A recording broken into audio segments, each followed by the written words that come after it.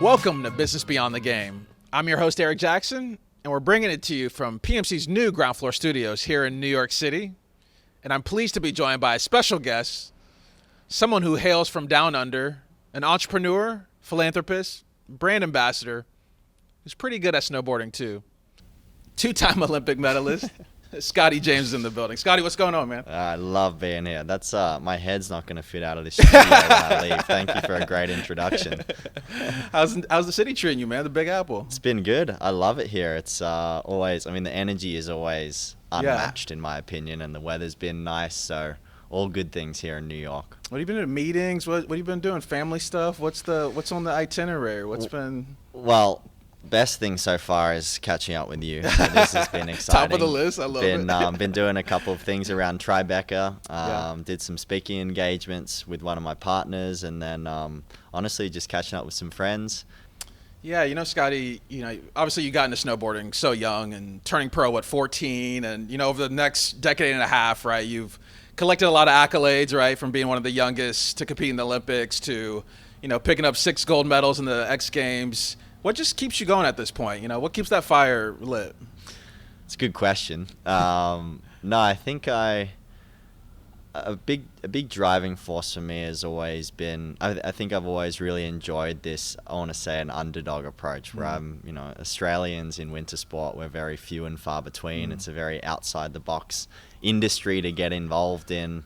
So full credit to my parents for really trusting and believing in my vision, which was to pursue snowboarding as a profession.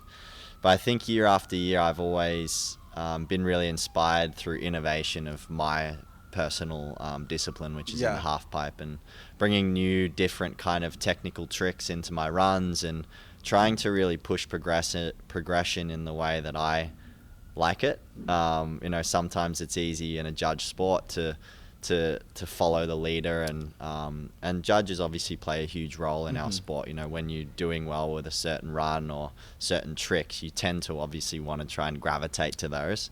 But I've always tried to, naturally I want to gravitate to those, but try and add in my own taste as well. So that keeps me inspired, keeps me motivated, and then obviously some more business endeavors nowadays with X Games and things is keeping me on my toes and excited about what that next chapter is for the future, even after I put the boots up one day. Right. There's always some little extra to sprinkle on the trick or whatever it is, right? Even after a decade or plus doing this, huh? Is that how you kind of feel? Yeah. Definitely. I find that there's always, naturally the tricks are obviously going to be bigger spins, more flips. That's like the natural progression.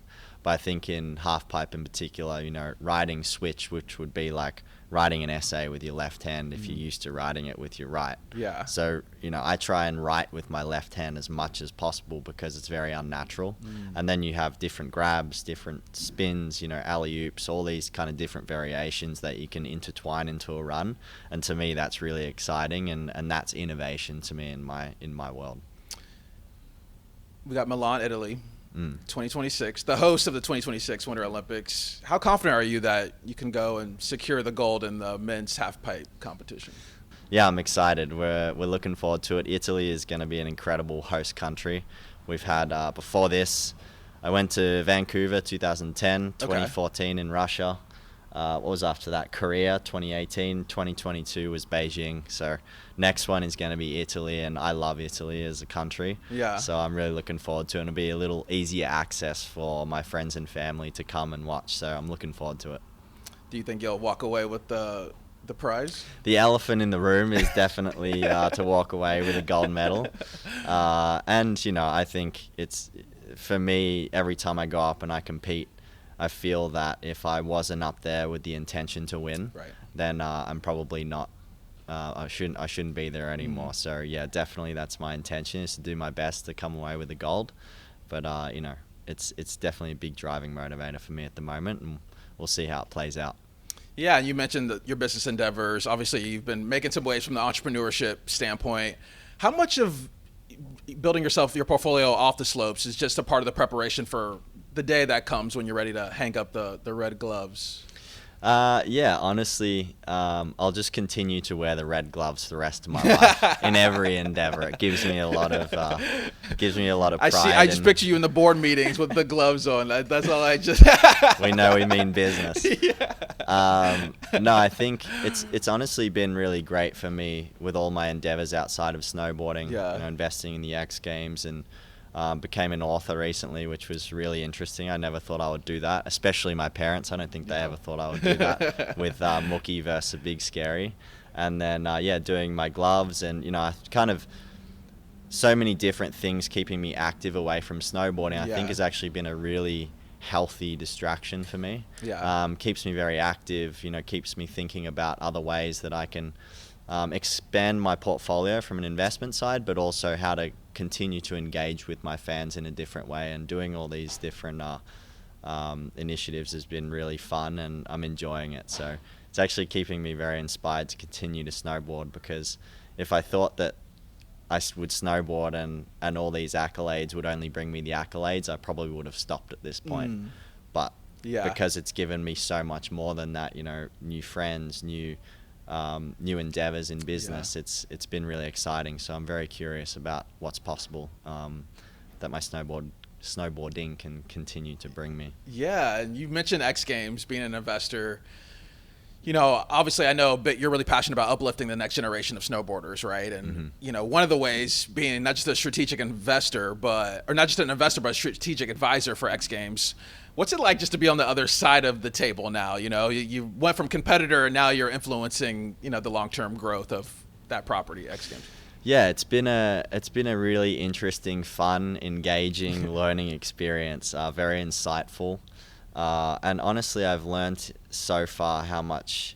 I guess I have so much respect for those that are working day to day on X Games. Yeah. All the employees, they work so hard around the clock to make sure that myself and the other athletes get to compete on such an incredible world stage. And I think before that, I don't want to say that, I didn't understand that, but I think really now, when I look at it and I see what it costs to bring these events together and the people and the time, I have a whole new appreciation for the team, specifically at X Games. They work so hard, and I'm very grateful. Obviously, being an investor now, I see the value that obviously creates, but then also from an athlete side, it's just given me a different way to kind of look at the whole picture when I arrive there, about just being engaged with them as well. But it's been really interesting, and I think for me, it's been fun, because I think typically something like this, an endeavor would be to retire and then make an impact. Right. But call me ambitious, but I thought, you know what, I think this is a really great opportunity. MSP, the private equity Capital, company, yep. They acquired the majority stake of X Games in end of 2022, and I got involved then. And I think at the timing was great, because I just wanted to start to create ideas and ways that I could have impact in my sport that were long lasting, especially the industry as a whole. And I thought there's no better time than now, where I'm literally in the moment still wanting to try and win X Games gold medals, but then try and relay information back to the business where we can be better, how to make the athletes feel better when they go up and compete, and etc. So it's been a really interesting role, and I'm enjoying it, and still early days. We've got a lot to do, a lot to grow, and it's exciting times. I know. I feel like you're wearing both hats a little bit, right? You're like coming in as investor one day and then the competitor the next. That's really interesting. I have moments even when I'm at the halfpipe, and I'll be trying to focus on putting a run together that can try and realize winning the event, but then which has been fun. I have athletes coming up to me saying, "Why is X Games doing this? Why are you doing this and doing that?" Your brain on two different sides. On two different sides. But again, to this day, I've always really enjoyed it, because I think it's inspired me, because I have an opportunity to really make impact, really to change the landscape of action sport, and that's where I'm most inspired. I know. How, when you just talk to other snowboarders, how important is that sustainability piece for them to build their own career outside of sponsorship and commercial opportunities? It seems like X Games is really trying to make especially with this new league, which includes a salary, right? And, how important is that when you just talk to other snowboarders about, them being able to have to focus on their craft instead of how they're going to make ends meet? Yeah, no, it's been a huge question within the industry. X Games has always done quite a good job. To date, we're still every year between summer and winter. Yeah. The prize purse is around $2.43 million. So, still a leader in that category of making sure that the prize purse is up there. But I think we can do better. Absolutely. And I think with XGL, it's a really good opportunity where it's going to obviously bring in new investment. People can own teams. Yep. There's still going to be that personal endeavor from an athlete side, so you can still get that accolade, but then you're also accumulating points for the team if you're selected. And I think this foundation has worked in so many different sports already, so we see it being a really good additive to our industry and our sport. And having some of the top athletes on the same team in winter and summer is going to be really exciting. It's going to be super engaging and will increase that fandom environment. So it's been great, and I think XGL will be fantastic, and I'm excited, and I hope I get selected on a team, but who knows? The field's getting pretty tough. But no, I think it's gonna be a fun endeavor for X Games as a business. Well, you're an investor. I'm sure you could pull some strings behind closed doors. I'm sure. I don't know about that. I mean, it's even harder. I don't want to start the conspiracies. It's even harder on me now. I gotta pull my weight and make sure I keep performing and put my place there aside from all the other endeavors. So it's been good. Someone you've sort of fallen in footsteps with, retired Olympic snowboarder Shaun White. He actually has launched a snow league, another global international snow league, snowboarding league. And I'm really just curious your thoughts on, just having the X Games League and this one in the same space. Is it the more the merrier for you? I mean, how do you just kind of feel like just having, multiple properties? Yeah, I think Shaun's inspiration behind what his endeavors are probably very parallel to mine. We both want to make a difference in what a sport that's given us both a lot. Yeah. And I think that it's, full respect to him and his endeavors and what he's doing. And I'm obviously doing my stuff with X Games. And I think that, the more coverage and more exposure that we can bring into our world, the better. So all the best with the league and everything he's doing. And, I actually spoke to him on the phone, and it sounds super engaging and exciting. I think XGL will be something a little bit different, but we obviously still want to be that marquee, the marquee competition in the industry, which I believe we will. So, yeah. Will there be some competition there, you think? Or how does that, a friendly rivalry maybe? Thought my days of competing with Shaun were over, but we just got started again.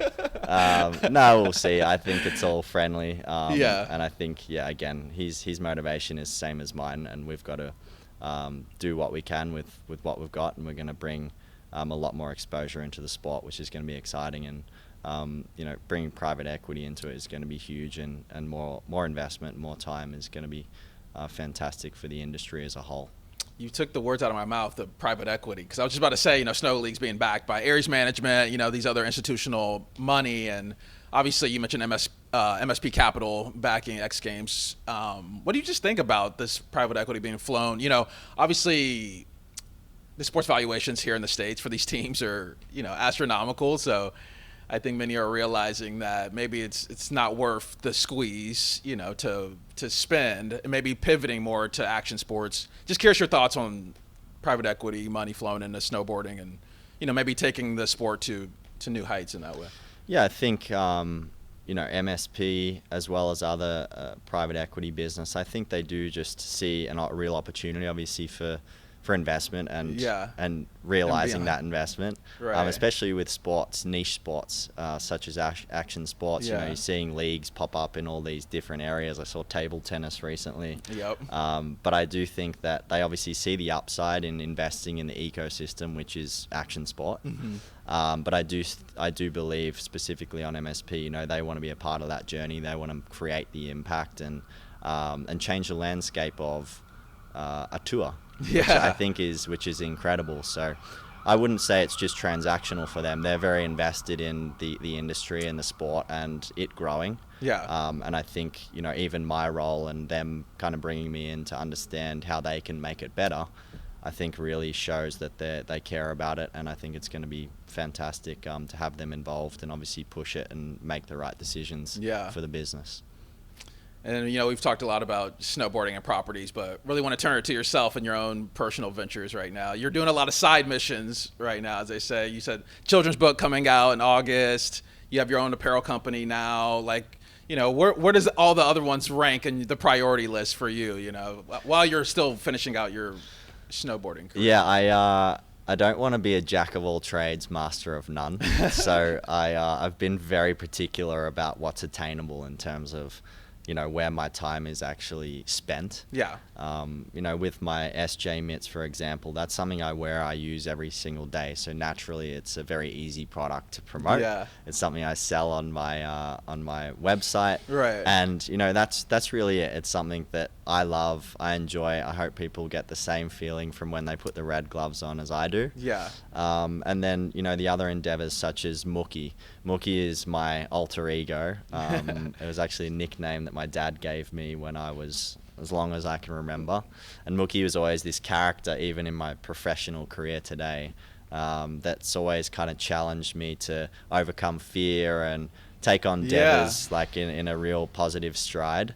And I still to this day ask myself, what would Mookie do in some scenarios, whether it's competition, whether it's business, and usually it's always go head first into it and learn by doing. So right. It's been really fun. And Mookie vs. Big Scary, which is our first kids book, which is for kids age 5 and up. Yeah. Basically first readers. And it's about Mookie and his two friends, Cindy and Ralph, his companions, trying to make it to the top of a mountain, and they hit some obstacles along the way. And I think that's very parallel, even with what I'm doing today, is I always have a North Star. We talked about the Olympic gold medal, and I think that's very similar to the way Mookie wants to make it to the top of the mountain. I've got my support system to help me get there, and he has his. And I wanted to kind of make it very real life. Obviously, it's in a cryptic way. It's very different. Right. But it's been fun to kind of tell those stories and have kids hopefully be inspired by reading those books, because a big lesson from those books that I wanted to put in is that Mookie actually failed more times than he ended up making it to the top, but he failed a lot along the way. So I think that's really important for people to understand, because as a sports person, you always see these amazing hero moments and the accolades, but you very rarely, in some cases, see what it actually takes to make those things happen. The trials and tribulations that led to that moment, right? Exactly. For you, Scotty, you've been around for a minute. From your experiences just with Red Bull to launching your own personal ventures, if you could leave us with a gem here, I'm curious just what's been the best business lesson for your own career, you would say? Best business lesson I would find, for me, I actually really discovered it and it's something that I've carried over from my sporting endeavors, is just really committing to the process. So in that case, for example, is that when anything that I do in my snowboarding, if there's a new trick I want to do, or if there's a medal I want to win, it's obviously very important to understand how to make that happen, but focus even more on the fundamental reasons that it can happen. Yeah. And I actually heard a really great quote from Eliud Kipchoge, one of the marathon runners, best marathon, and he said that he doesn't necessarily believe in success. So success to everyone is always different. Always different, however you want. Yeah. But he always found that where he won was when he committed to the process to win a marathon. So when he show up to a marathon, he's like, I've won, regardless of the result. I've won because my process to be here and be ready for this day, I did it better than I could. Hopefully I did it better than everyone else. Yeah. And the rest is going to happen. And I think that's such an amazing way to look at it. And that's something that I try and bring into my endeavors just across the board from everything that I do. Is if I have an idea, it's great to have that idea, but it's okay, let's be realistic about how to get there. Who do I need on my team to help me get there? What's the time commitment? Am I looking after myself physically and mentally and all these things? And I think that plays a role in pretty much every part of my life. So not focusing on the result as much as the process. Be addicted to the process. That's it. That's been some great advice I've gotten. I love that. Well, there you have it, folks. from the man himself, two-time Olympic medalist, Scotty James. Scotty, thanks for coming on the show, man. Yeah, thank you for having me. It's been fun.